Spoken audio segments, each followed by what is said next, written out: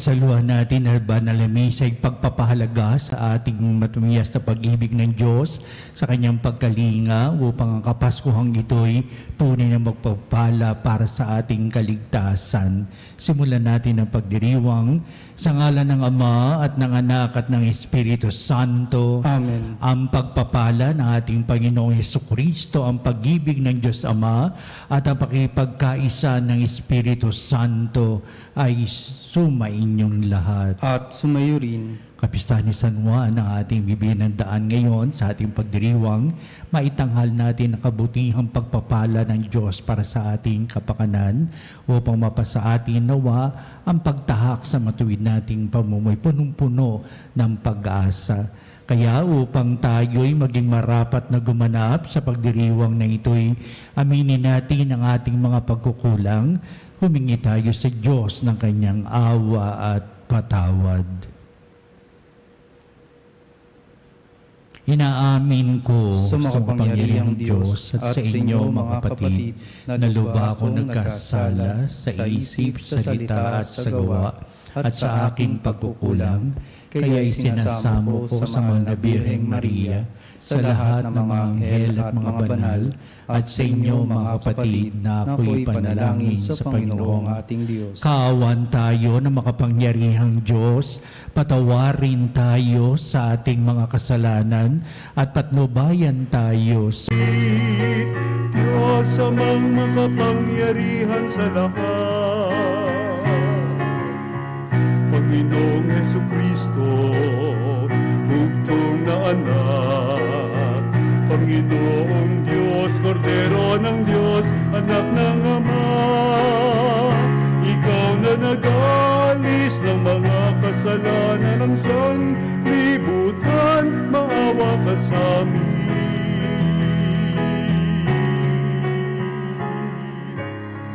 Tanggapin mo ang aming kahilingan, ikaw na naluluklok sa kanan ng Ama.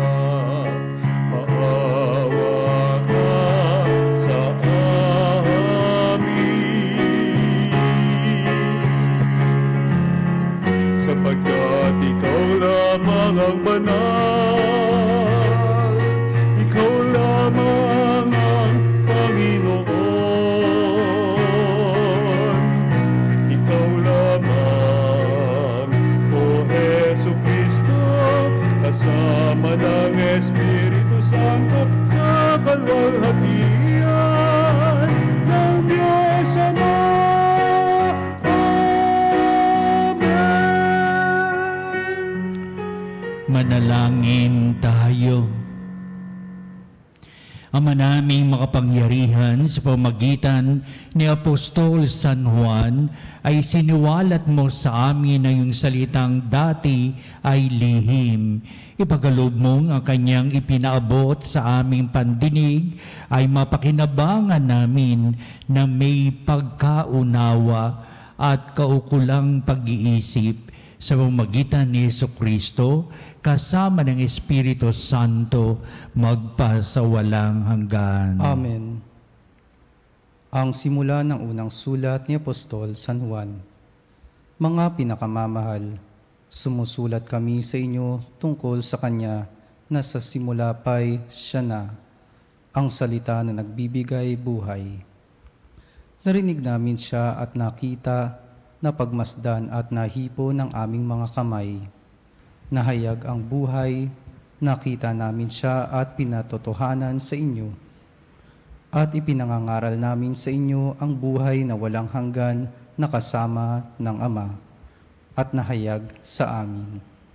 Ipinahahayag nga namin sa inyo ang aming nakita at narinig upang makasama namin kayo sa pakikisa sa Ama at sa Kanyang anak na si Jesucristo. Sinusulat namin ito upang malubos ang ating kagalakan. Ang salita ng Diyos. Salamat sa Diyos. Sa Panginooy magalak ang masunurit matapat. Sa Panginooy magalak ang masunurit matapat.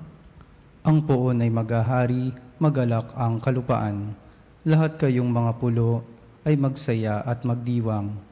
Ang paligid niya ay ulap na lipos ng kadiliman. Kaharian niya'y tapat at salig sa katarungan. Sa Panginooy magalak ang masunurit matapat. Yaong mga kabundukay natutunaw parang pagkit sa harapan ng dakilang Panginoon ng daigdig. Sa langit ay nahayag yaong kanyang katwiran, sa lupa ay makikita ang kanyang kadakilaan. Sa Panginooy magalak ang masunurit matapat. Sa tapat ang pamumuhay ay sisinag ang liwayway, sa dalisay namang puso maghahari kagalakan. Ang matuwid ang gawain ay galak ang masusumpong, sa maraming kabutihang ginawa ng Panginoon. Ang ginawa niyang ito'y dapat nating gunitain, at sa poon ay iukol ang papuring walang maliw. Sa Panginooy magalak ang masunurit matapat.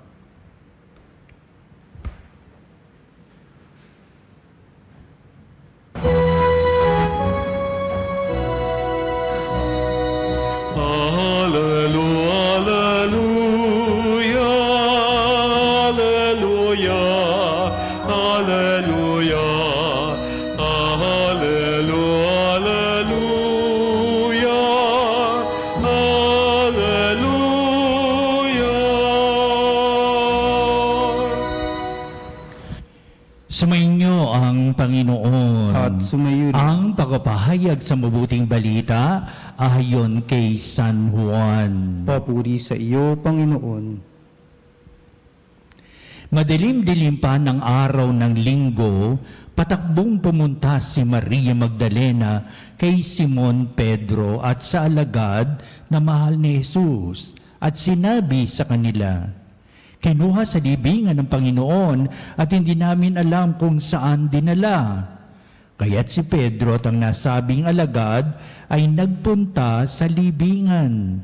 Kapwa sila tumakbo, ngunit si Pedro ay naunahan ng kasamang alagad. Yumuko ito at sumilip sa loob.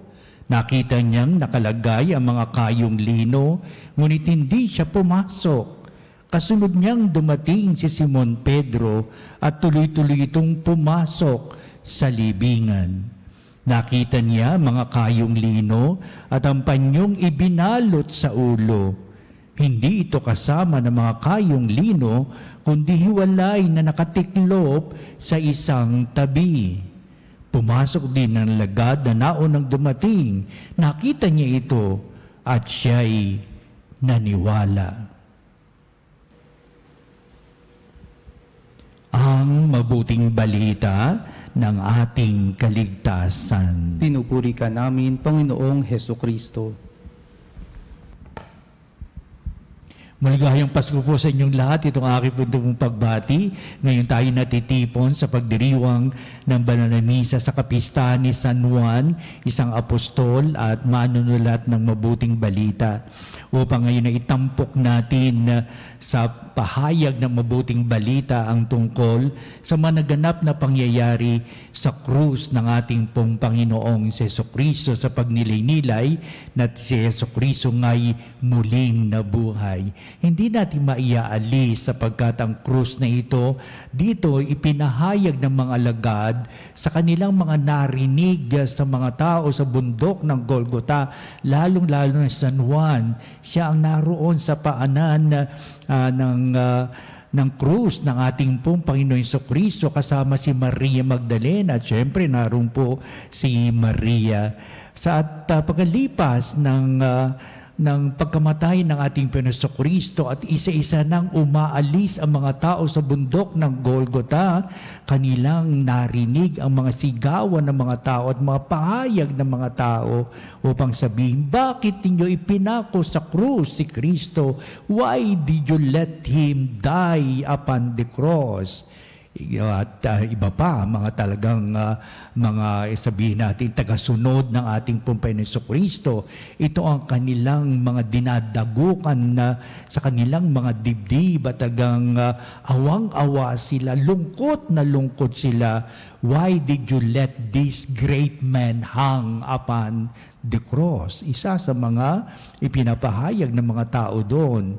Alam ba ninyo, pagdating din ng kanilang pagnilay-nilay, kung sino itong si Jesus sa mga taong nagtatanong kung ano ang kahalagahan ng kanyang buhay sa mga taong sumusubaybay sa kanya habang siya naglalakad sa dalampasigan, nangangaral sa mga tao at nagpapagaling sa mga may karamdaman upang sabihin, that great person hanging on the cross should have been born. Yan ang ating pinagdiwang, di ba?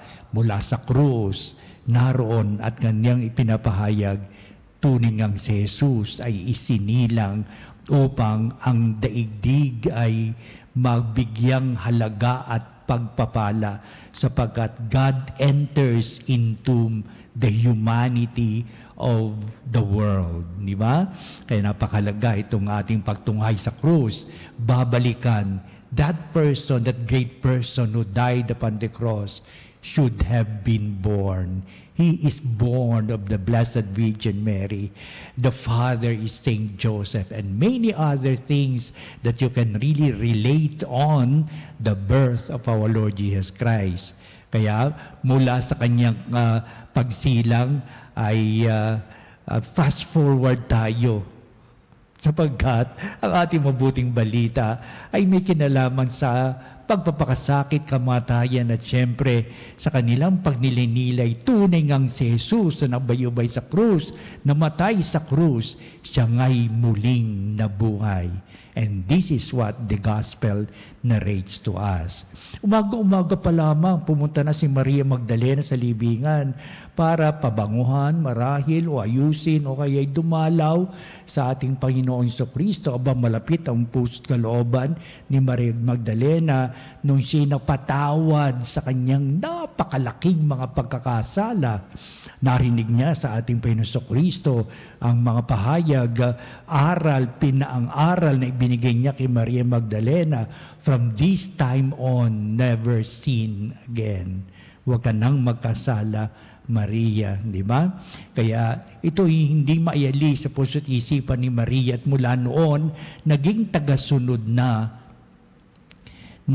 si Maria Magdalena sa mga yapak ng ating Panginoon Kristo, nakikinig na siya ng mataimtim sa kanyang mga pangaral, sa kanyang mga gawa. Nakikita niya kung paano siya makihalubilo sa mga tao, kung paano niya pinagaling ang mga may karamdaman at napakaraming ikukwento ni Maria Magdalena sa naging buhay ng ating Panginoon Kristo simula nung siya ay iminulat ni Kristo na patawad sa kanyang mga kasalanan at upang sabihin walang hindi magaganap sa kapangyarihan ng Diyos sapagkat ang pagpapatawad ay bunga ng walang hanggang pag-ibig ng Diyos na kanya iginagawad sa mga taong handa magbalik loob at sa Diyos at magbagong buhay.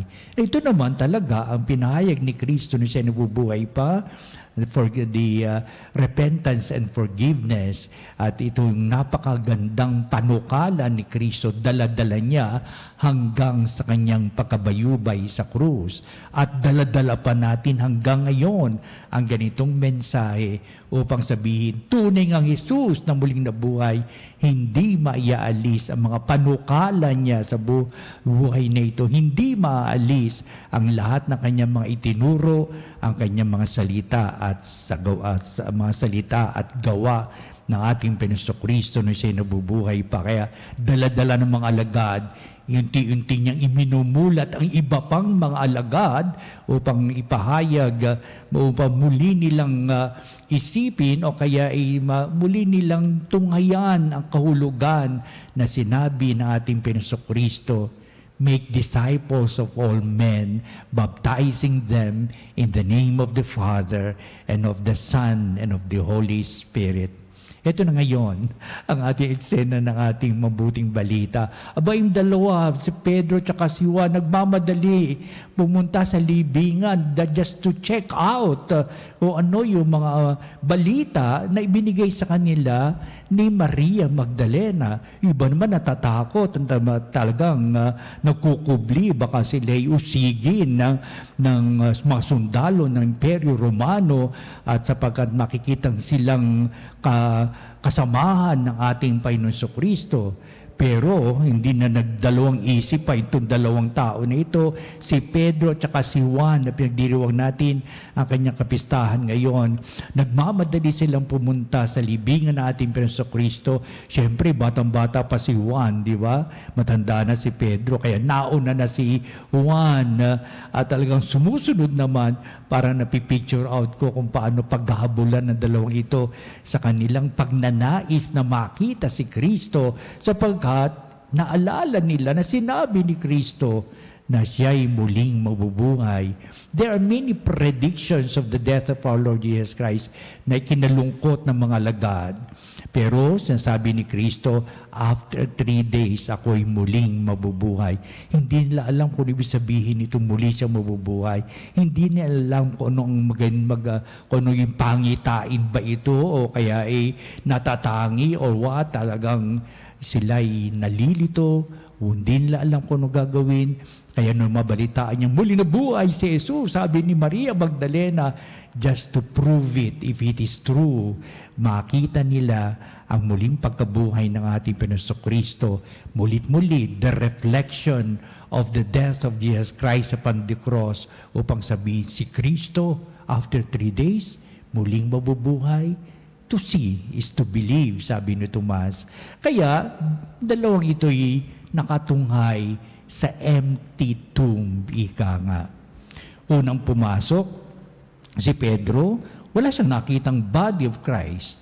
Pagkatapos, pumunta rin si Juan, wala rin siya nakita. Merong mga kayong lino naroon at malinis na nakatiklop and so on and so forth. Kaya ibig sabihin, ang hinahanap nilang muling nabuhay na si Jesucristo, wala doon sa pinaglagakan o pinaglibingan.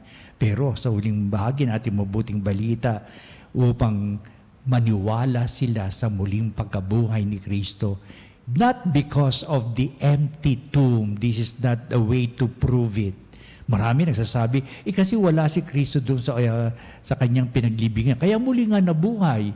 Yun ang salit-saling mga pahayag upang noong araw, dito sila nakatutok, an empty tomb just to prove Jesus Christ is risen from the dead. Pero pinatunayan, hindi ito ang magandang sandigan, proof ng kanyang muling pagkabuhay, sapagkat malarawan ang pinapahayag ng mga lagad upang sabihin, do not concentrate on an empty tomb just to prove that He is risen.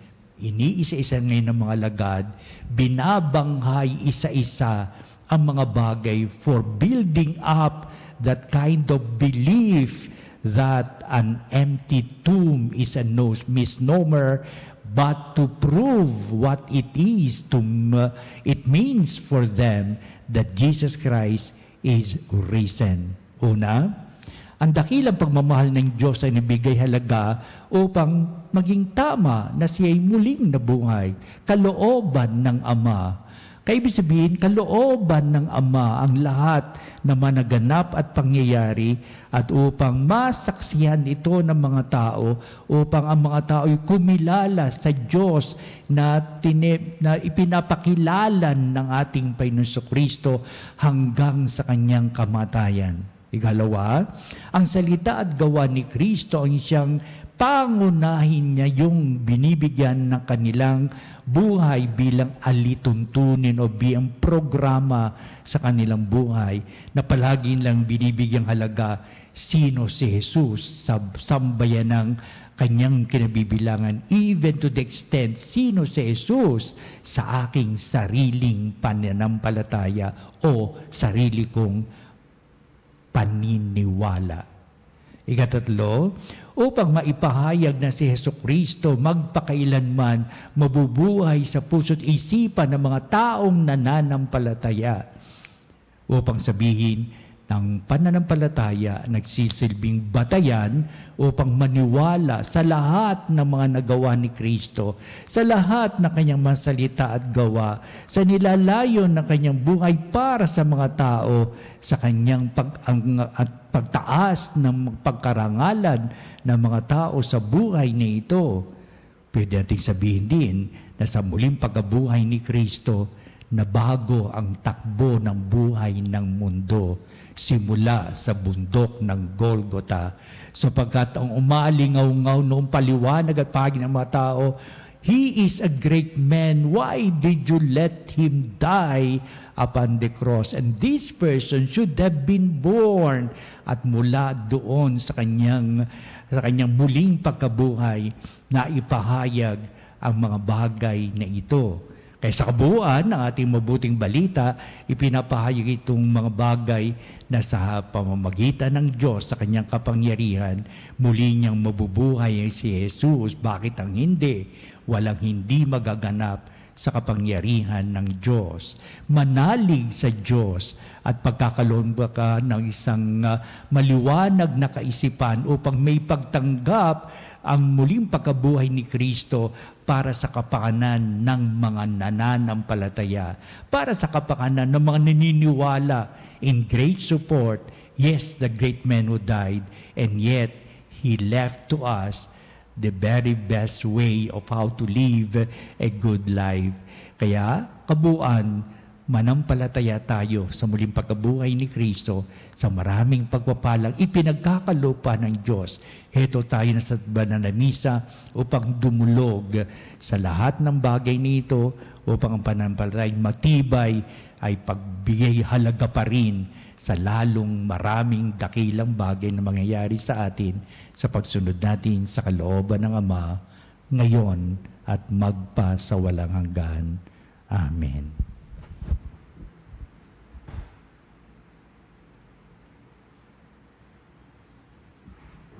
Halina mga panalig at dudulog tayo sa Diyos sa lahat ng ating mga pananambitan at upang maipahayag natin ang lahat ng mapagpalang niyang pag-aaruga para sa ating kapakanan.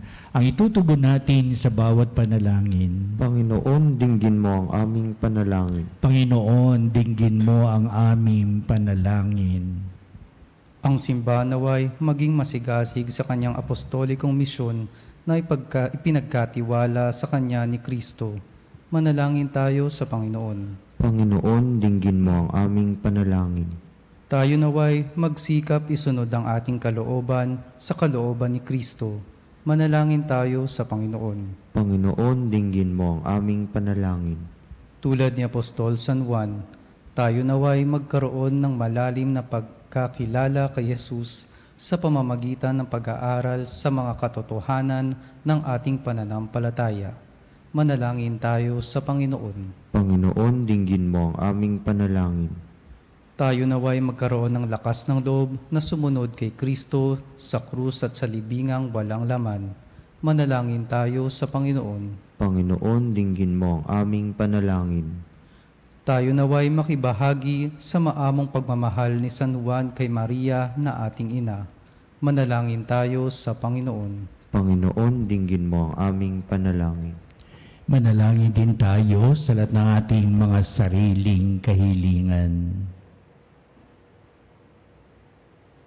Dito natin itataas ang ating mga kahilingan. Dito natin ipapahayag ang ibig natin makamit sa buhay na ito sa ilalim mapagpalang pag-aaruga sa muling pagkabuhay ni Kristo na pagtanto ng sambayanan, halaga at kahulugan ng buhay. Nakita kung paano kumikilos ang Diyos sa kanyang kapangyarihang magbigay pagpapala sa lahat ng mananampalataya. At sa pamagitan nito ang ating pinapahayag na ibig natin makamit sa buhay, ngayon pinapahayag natin sa pamagitan ni Kristong ating Panginoon. Amen. Joyfully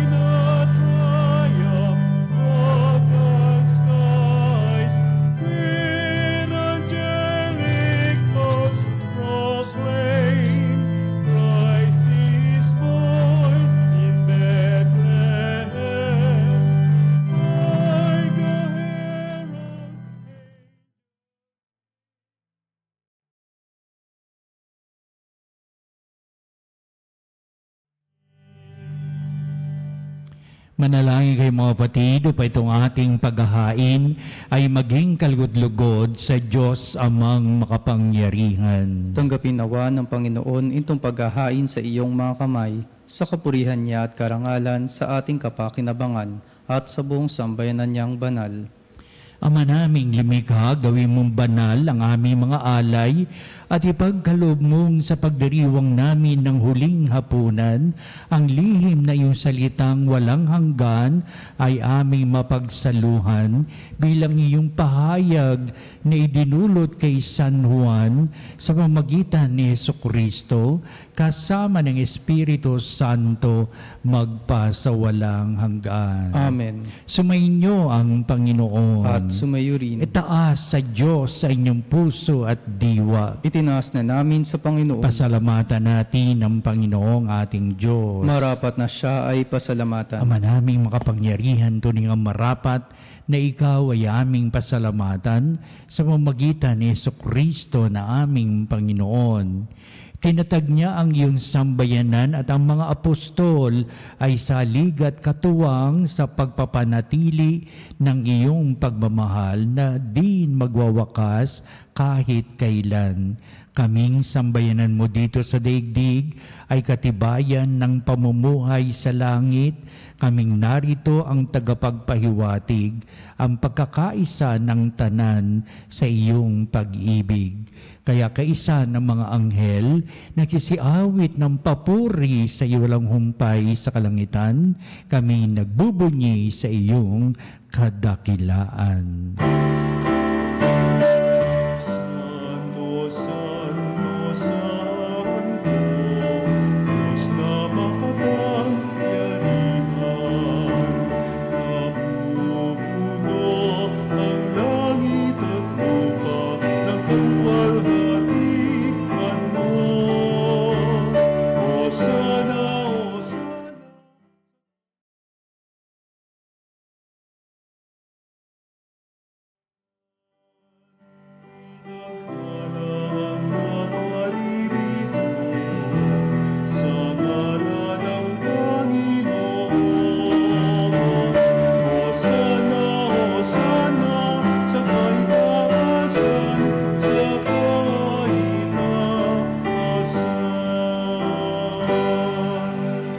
Ama naming banal, ikaw ang bukal ng tanang kabanalan, kaya't sa pamagitan ng Espiritu mong banal, mga kalob na ito,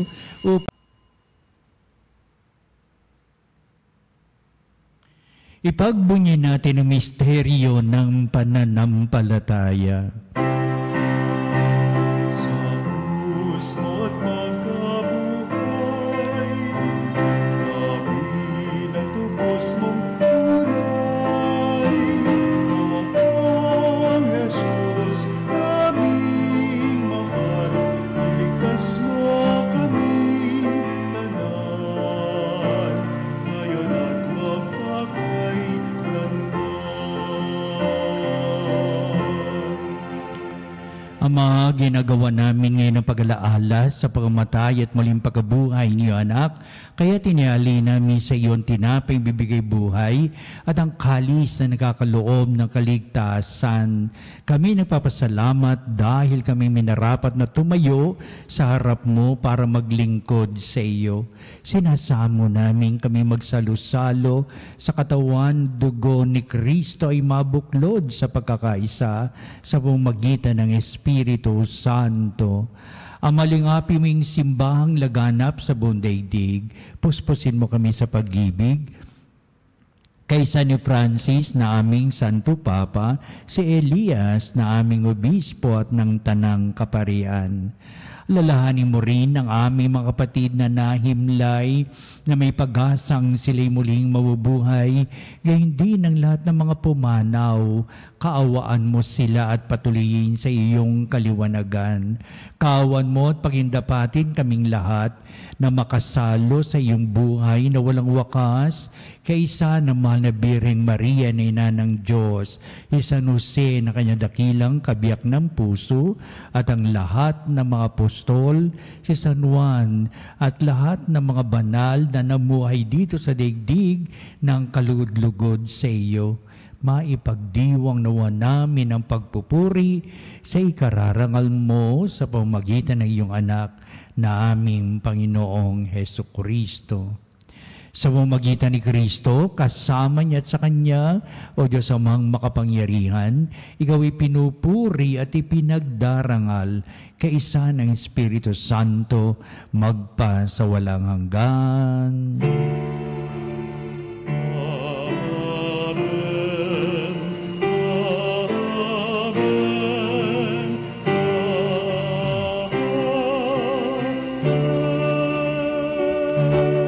Tunay nga si Jesucristo ay muli nabuhay at ibahagi nating pananampalataya upang maipagkalob sa atin sa tanang nabubuhay sa daigdig na ito yung kahalagan at kahulugan nitong lahat ng ating pagkilala sa ating Panginoong si Jesucristo sa Kanya lalong-lalo na sa Kanyang salita at sa gawa.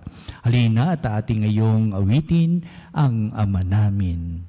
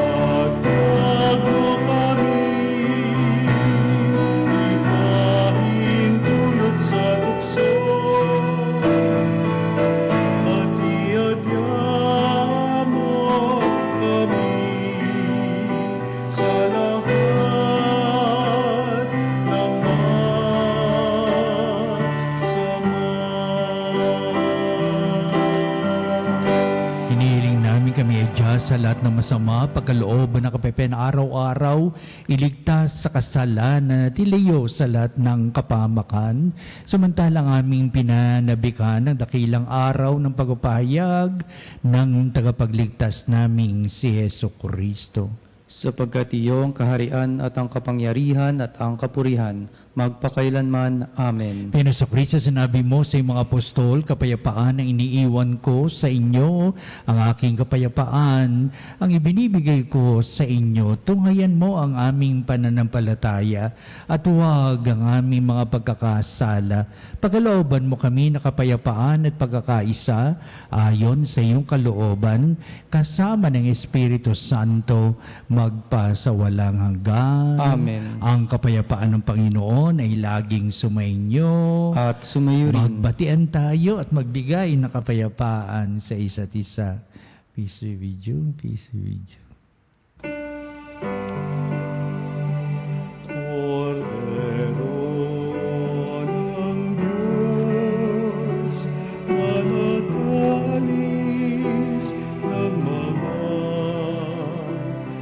Kasalanan ng sanlibutan,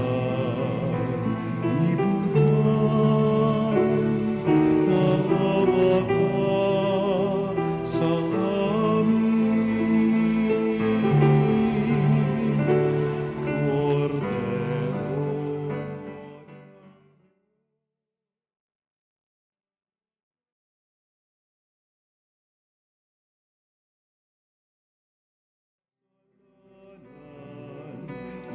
sanlibutan.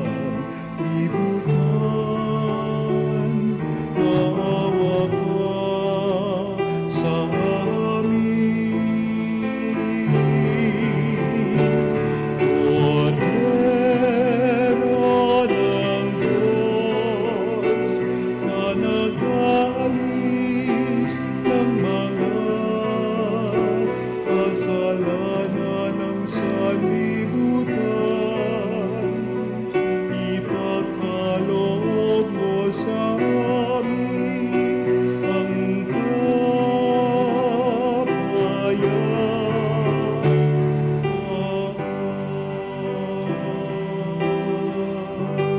Tunghayan natin ang ating Panginoong Jesucristo, ang dakilang pag-ibig ng Ama, siya na nag-aalis ng mga kasalanan ng sanglibutan, mapalad mo tinatawag sa piging ng Kordero. Panginoon, hindi ako karapat-dapat na magpatuloy sa iyo, ngunit sa isang salita mo lamang ay gagaling na ako.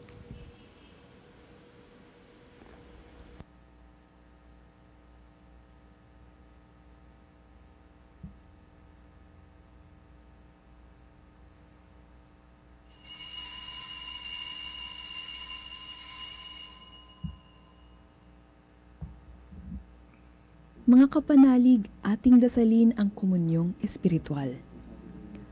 O Jesus, nananalig ako sa pananahan mo sa kabanal-banalang sakramento.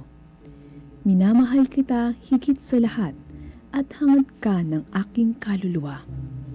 Hindi ko man matatanggap ngayon ang iyong katawan at dugo, inaasahan ko na patuloy kang mamumuhay sa aking puso. Naniniwala ako na narito ka at kaisa ka ng aking buong pagkatao. Huwag mong ipahintulot na mawalay ako sa iyo. Amen. Panalangin sa mahal na Birhen ng Katotohanan. O Birhen ng Katotohanan, Ina ni Jesus, ang nagkatawang taong salita, salamat sa iyong anak. Tinatanggap ko siya bilang aking katotohanan at kaligtasan. Sa pakikinig sa salita ng Diyos, tulungan mo akong maging malaya. Sa oras ng hirap at pagsubok, linawin mo sa akin na nasa krus ang tagumpay. Sa aking paglalakbay, akayin mo ako sa buhay ng paglilingkod at sa buhay na ganap at kasiya-siya. Kupkupin mo ako at ang aking mga kapanalig na nakikinig, natututo at nagmamahalan. O Maria, Birhen ng Katotohanan, ipanalangin mo kami. O Jesus, ikaw ang daan, ikaw ang katotohanan at ikaw ang buhay. Iligtas mo kami. Amen. Amen. Manalangin tayo.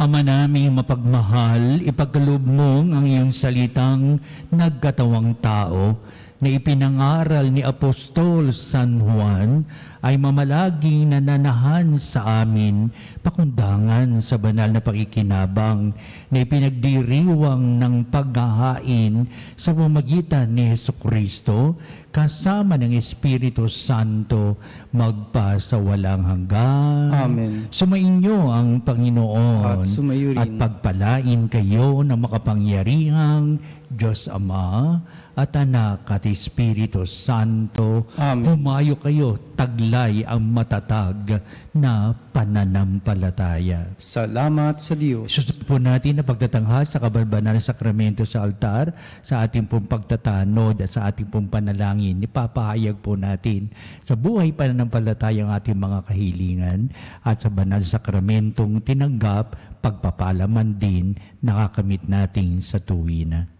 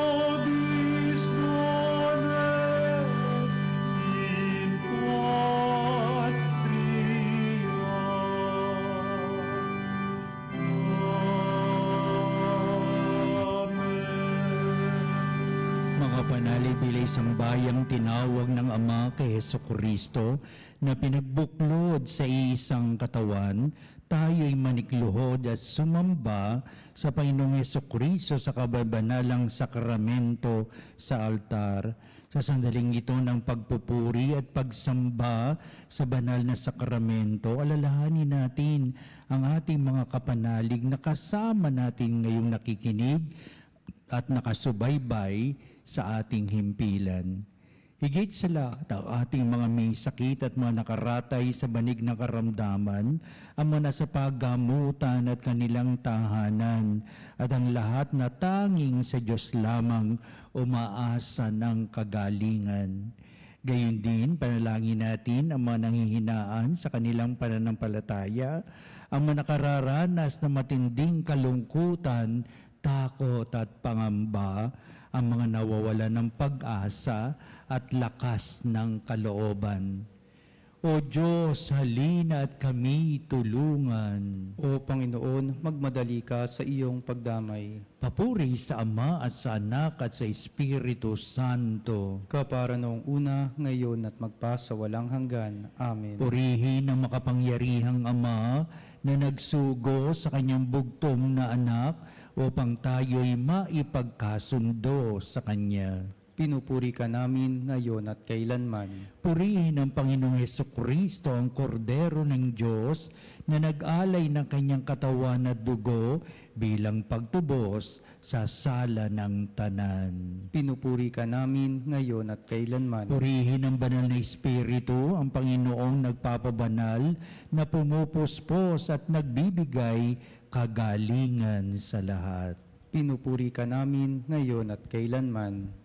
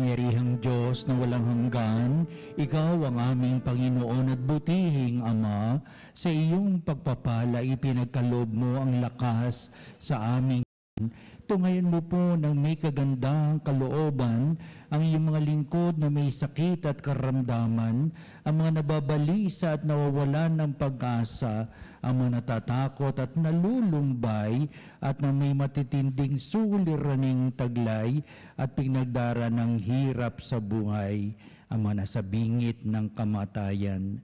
Pagalingin at aliwin mo po sila sa kanilang mga karamdaman at ibalik sa kalusugan at kapanatagan ng kalooban upang mabatid nila ang iyong kabutihan at sila'y magpasalamat sa iyong banal na pangalan.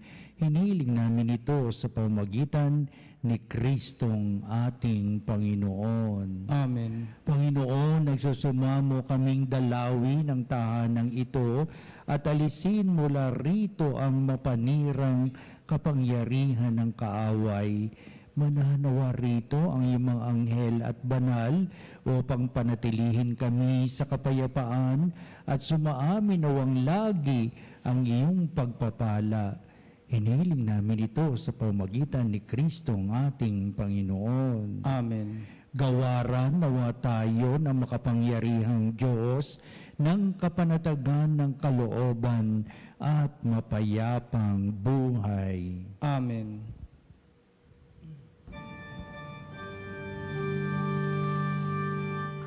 Tantum ergo sacramentum venerem cernui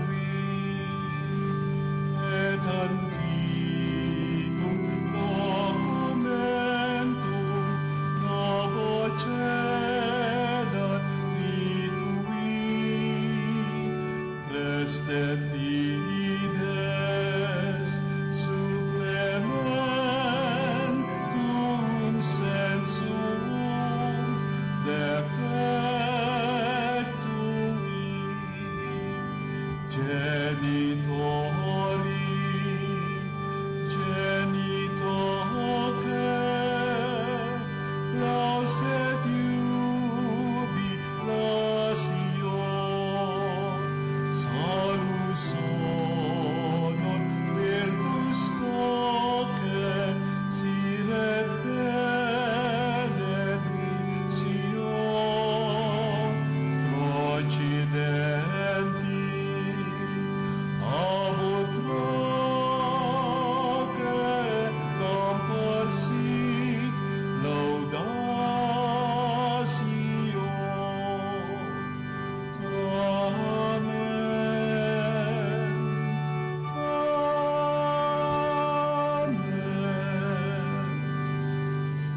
Anam de cielo, prestatisti eis.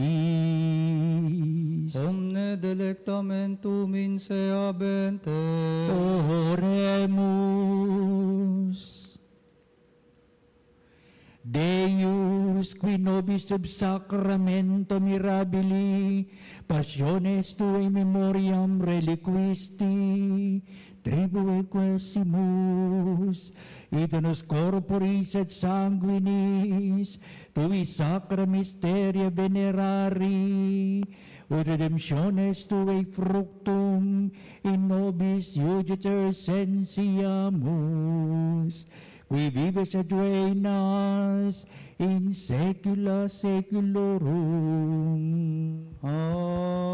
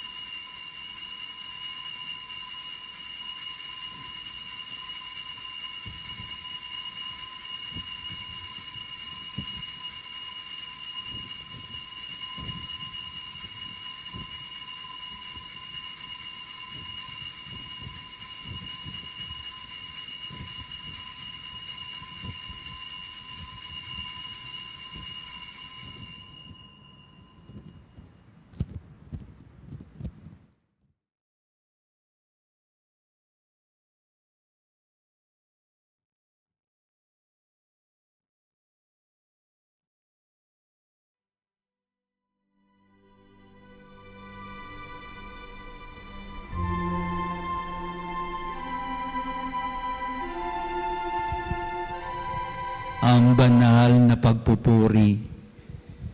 Purihin ang Diyos. Purihin ang Diyos. Purihin ang kanyang banal na pangalan. Purihin ang kanyang banal na pangalan. Purihin si Jesucristo, Diyos na totoo at tao namang totoo. Purihin si Jesucristo, Diyos na totoo at tao na Purihin totoo. ang ngalan ni Jesus. Purihin ang ngalan ni Jesus. Purihin ang kanyang kabanalang puso. Purihin ang kanyang kabanal-banalang puso. Purihin ang kanyang kamal-mahalang dugo. Purihin ang kanyang kamahal-mahalang dugo. Purihin si Jesucristo sa banal na sakramento sa altar. Purihin si Jesucristo sa banal na sakramento sa altar. Purihin ang Espiritu Santo ang mga aliw. Purihin ang Espiritu Santo ang mga aliw. Purihin ang dakilang ina ng Diyos, si Maria Santissima. Purihin ang dakilang ina ng Diyos, si Maria Santissima. Purihin ang kalis-linisang paglilihi sa Kanya. Purihin ang kalinis-linisang paglilihi sa Kanya. Purihin ang kanyang malalhating pag-aakyat sa langit. Purihin ang kanyang maluwalhating pag-aakyat sa langit. Purihin ang ngalan ni Maria, Birhen at Ina.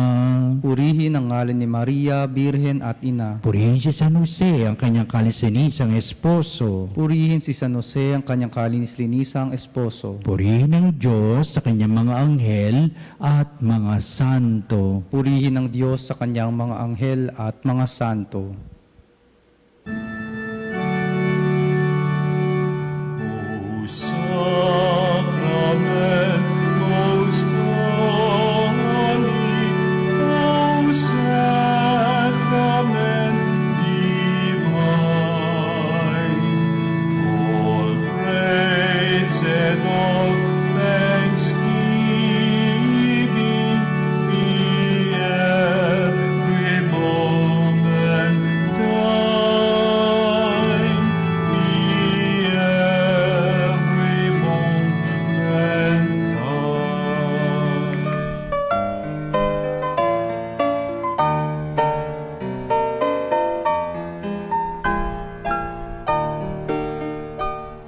Nuestro Padre Jesus Nazareno, sinasamba ka namin, pinipintuho ka namin, aral mo ang aming buhay at kaligtasan.